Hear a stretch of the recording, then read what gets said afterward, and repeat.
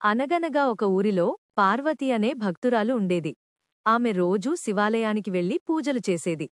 ఒకరోజు ఆమె పూజారిని అడిగింది, స్వామీ, పసుపు, కుంకుమ, అగరబత్తి, టెంకాయ, పూలు ఎందుకు గుడికి తెస్తారు అని. అప్పుడు పూజారి చెప్పాడు, అమ్మా, పసుపు, కుంకుమ కలిపితే బంగారు వర్ణం వస్తుంది.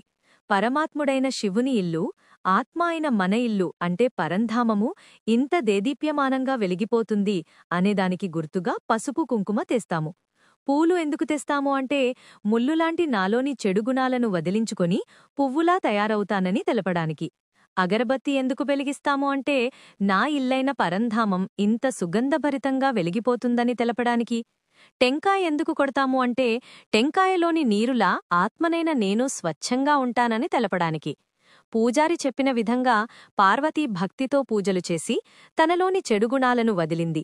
స్వచ్ఛమైన మనస్సుతో భగవంతుణ్ణి ఆరాధించి తన జీవితాన్ని ధన్యం చేసుకుంది.